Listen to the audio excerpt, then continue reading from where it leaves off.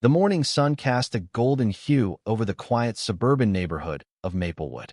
Birds chirped in the distance, and the faint hum of lawnmowers filled the air.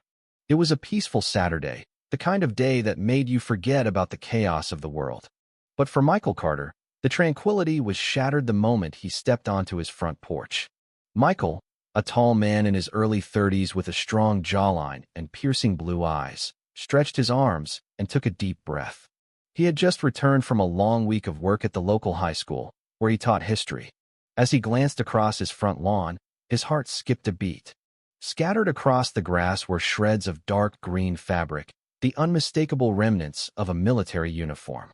His breath caught in his throat as he stepped closer, his boots crunching against the dew-covered grass. The fabric was torn to shreds, the edges frayed and fluttering in the gentle breeze. Gold buttons, some still clinging to the ruined fabric, glinted in the sunlight. A piece of a sleeve was tangled near the flower bed, the insignia of the U.S. Army, barely visible, but defiantly clinging to what remained. Michael's stomach churned as he knelt down, his fingers trembling as they reached out to touch the fabric. It was real rough wool, embroidered patches, and the unmistakable scent of his father's cologne still lingering on the threads. This was his father's dress uniform, the one he had worn with pride during his 25 years of service in the Army. The last time Michael had held this uniform was after his father's funeral. He had carefully folded it, preserving it in a cedar chest as a tribute to the man who had given so much to his country. And now, it lay before him, desecrated, torn apart like garbage. A sharp voice cut through the silence, pulling Michael from his thoughts. That uniform was a violation of HOA guidelines. Michael's head snapped up, his pulse roaring in his ears as he turned toward the source of the voice. Standing on the pristine porch next door was Margaret Hargrove, the chairwoman of the Maplewood Homeowners Association. She was dressed in a perfectly pressed navy blue suit, her arms crossed in a posture of condescending authority. Her manicured nails tapped rhythmically against her elbow, and her lips curved in a faint, almost satisfied smirk. Michael's breath came in short bursts as he struggled to find words. The sheer audacity of her statement rendered him momentarily speechless. Finally, his voice broke through, low and laced with fury. "Excuse me." Margaret sighed, tilting her head slightly, as if explaining something to an unruly child. "You were warned, Michael. Personal items are not allowed to be stored or displayed in front yards. It's against HOA regulations." Michael's fists clenched so tightly that his nails dug into his palms.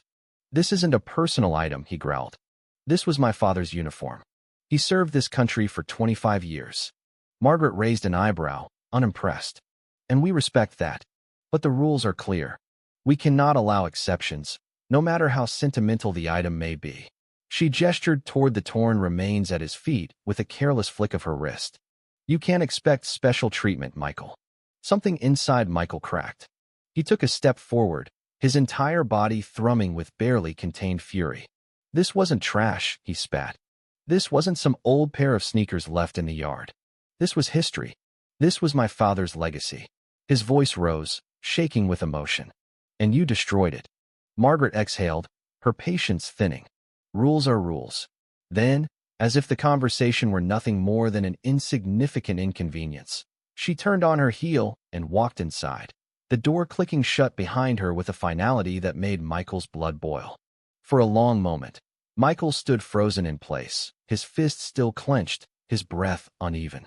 His entire body was trembling not just with rage, but with something deeper, something raw and searing, something that felt disturbingly close to helplessness. The wind stirred again, lifting another scrap of fabric and carrying it across the lawn. Michael barely noticed. His mind was a storm of memories, his father standing tall in that very uniform, his firm voice filled with wisdom and warmth. His father had always taught him about honor, about respect, about never backing down when something wrong had been done. This was wrong, and this wasn't over.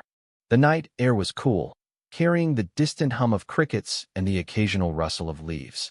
A dim porch light flickered above Michael as he sat on the wooden steps, shoulders hunched, hands gripping the tattered remains of his father's uniform. The weight of it in his lap felt heavier than it should have heavier with the memories it carried, he with the loss. He ran his fingers over the torn fabric, tracing the golden buttons that were still attached. His thumb brushed over a jagged rip where the army emblem had once been perfectly stitched. It was strange something so carefully preserved, so sacred, could be destroyed in mere moments. Michael swallowed hard, his throat tight. His father had worn this uniform with pride. He had stood in it during ceremonies, folded his hands behind his back in silent respect at the funerals of fallen comrades. This uniform had been part of who he was, part of the man who had raised Michael with discipline, honor, and an unshakable sense of duty. And now, it was garbage. His grip tightened until his knuckles turned white.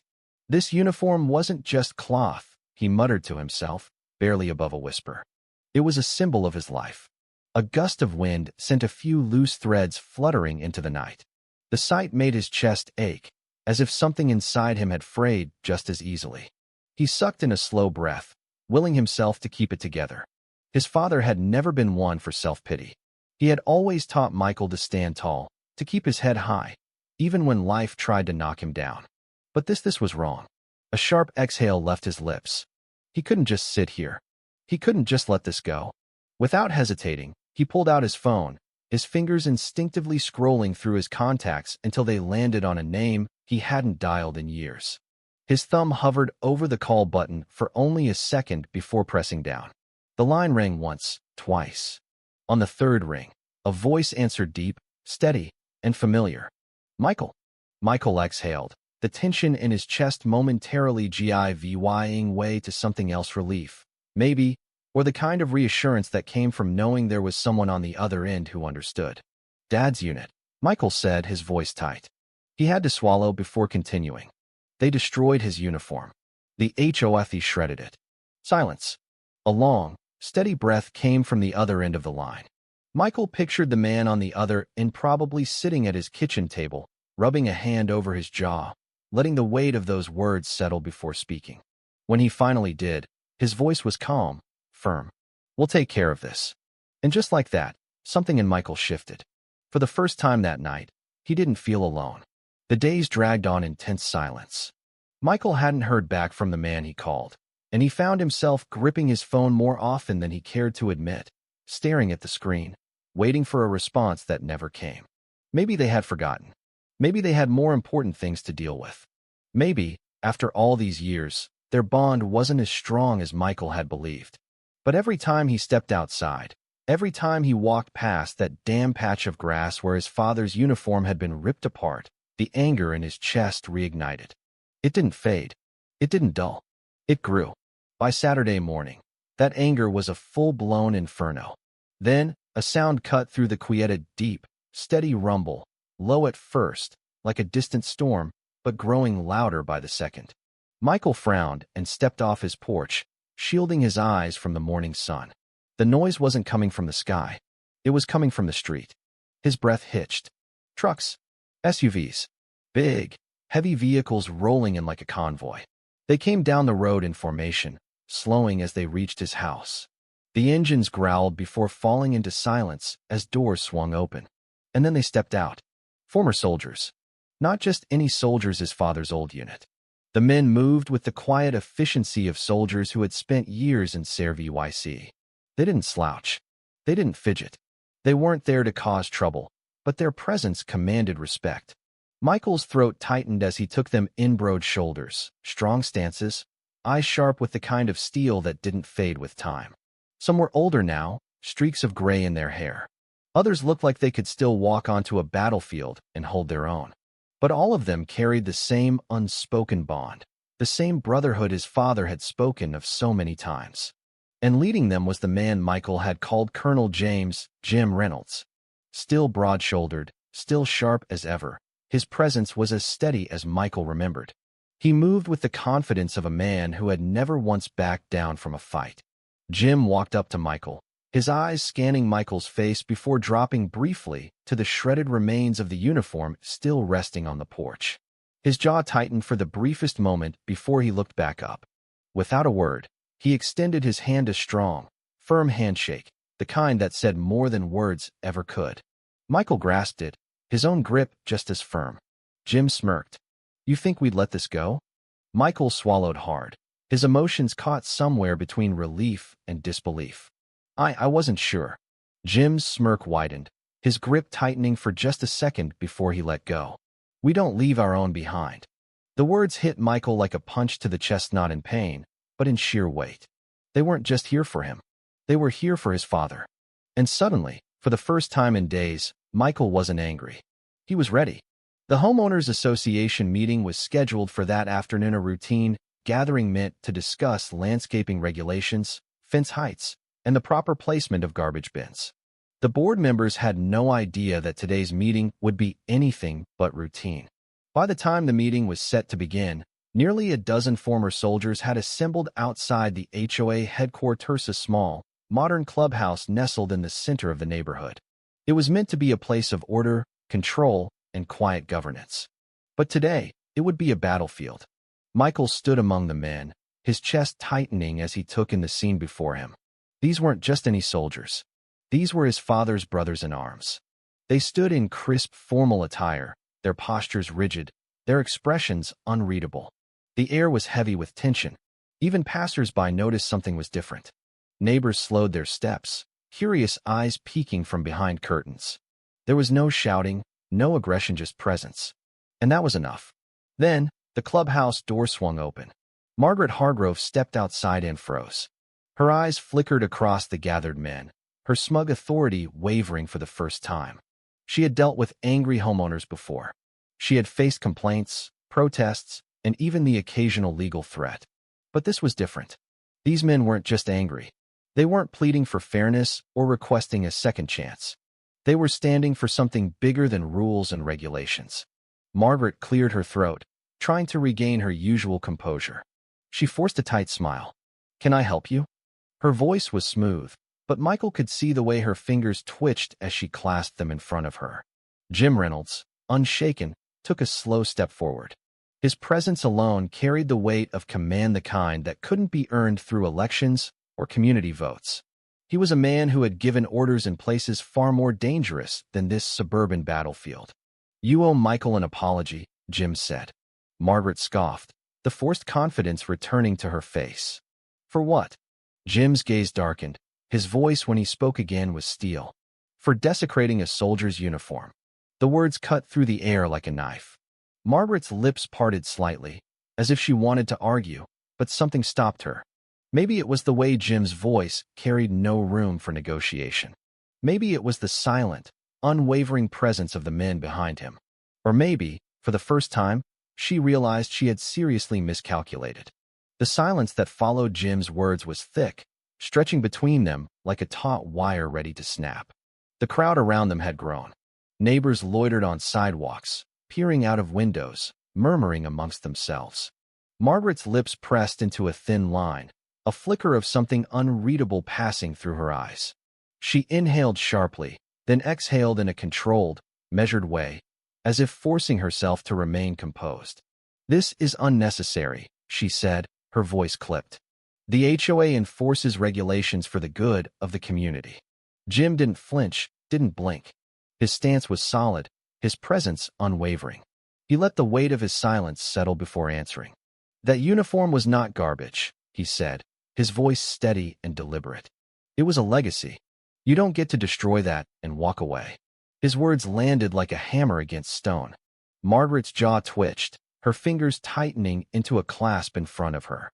The board members seated behind her exchanged nervous glances, the tension rolling through them like an electric current. They weren't accustomed to this conflict of this magnitude, of this weight. They were used to disputes about lawn lengths and fence placements. But this was different. A murmur spread through the crowd. Some neighbors looked down, suddenly uncomfortable. Others crossed their arms warily but curiously, their eyes bouncing between Margaret and the former soldiers. Michael watched Margaret's posture stiffen slightly, a sign of forced confidence. She was trying to keep control, to maintain her authority. "I was following protocol," she said finally, her tone sharp, decisive. She clung to those words as if they were a shield. A shift in the air. A step forward.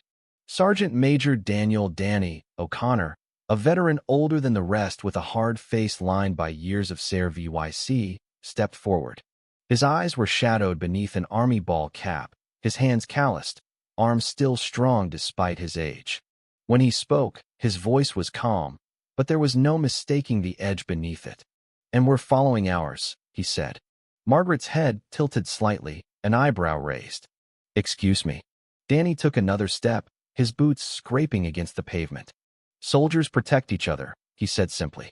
"And the memory of those who served." The words weren't loud. He didn't need volume.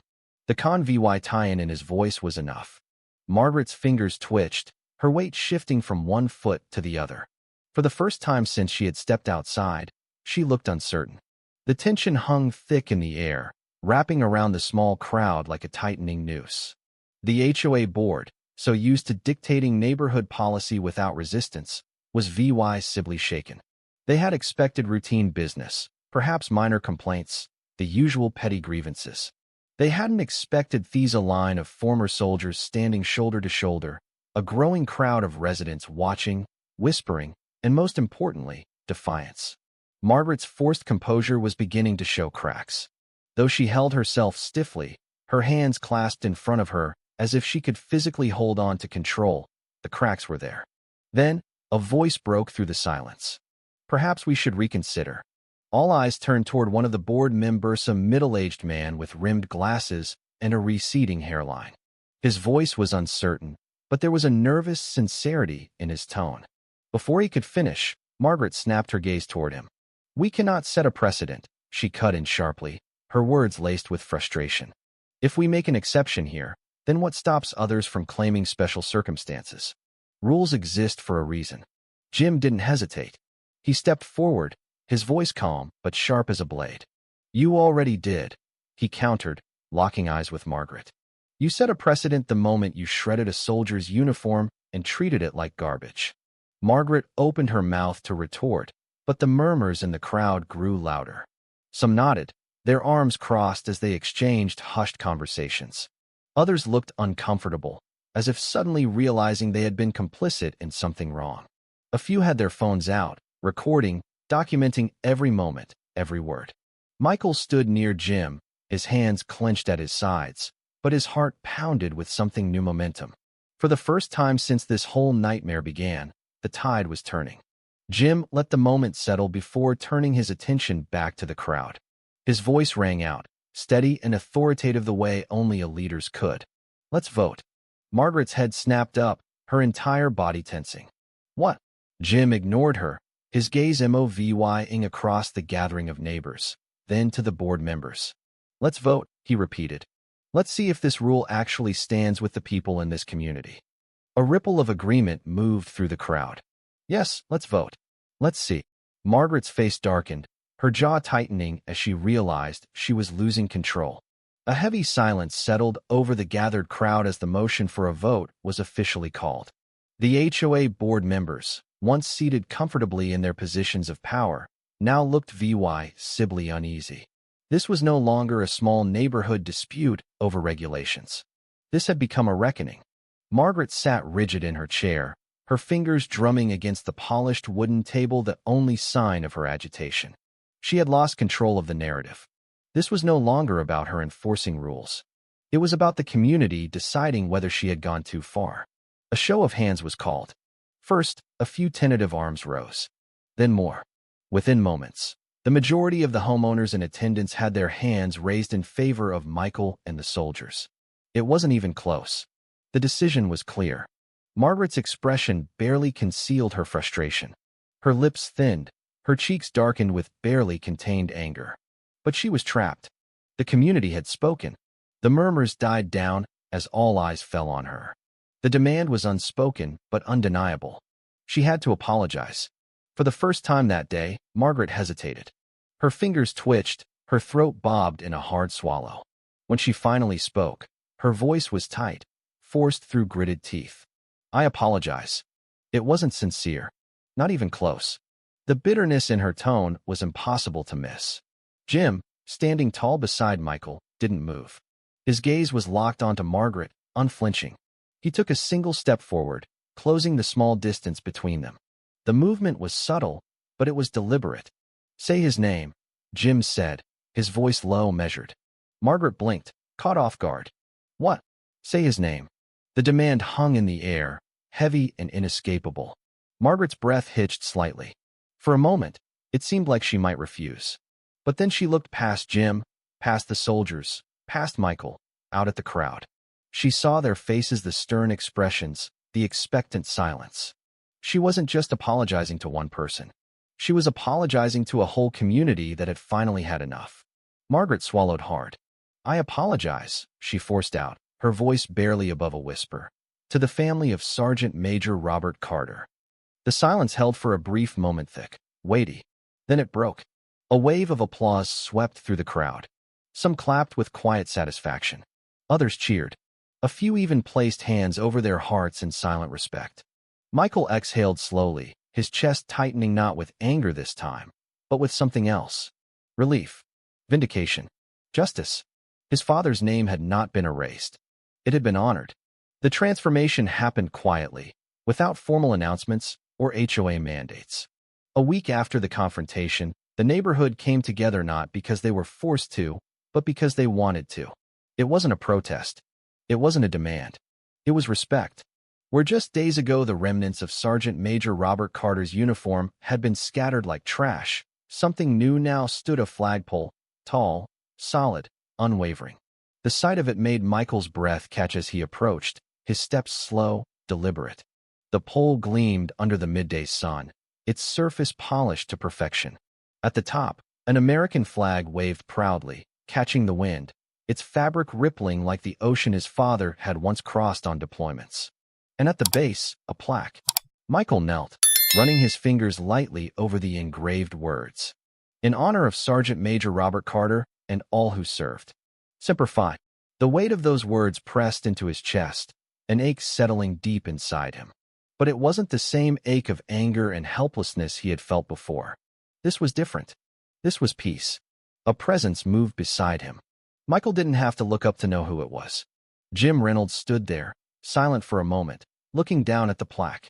His jaw was tight, but his eyes held something soft, something reverent. Michael shifted slightly, adjusting the neatly restored uniform he held folded in his arms, the same one that had been shredded, now meticulously repaired by the hands of the very soldiers who had served alongside his father. The golden buttons gleamed, the fabric was clean and pressed, the insignia stitched back in place. It wasn't the same as before, but neither was Michael. Jim exhaled, then reached out, giving Michael's shoulder a firm, reassuring pat. He'd be proud, Jim said, his voice gruff but steady. Michael swallowed hard, his throat tight with emotion. He looked up at the flag, watched as it danced against the sky. A slow nod. We don't let them erase history, Michael said quietly. Jim nodded back. No, he agreed. We make sure they remember. And as the flag continued to wave, standing tall against the backdrop of the place his father had called home, Michael knew they always would.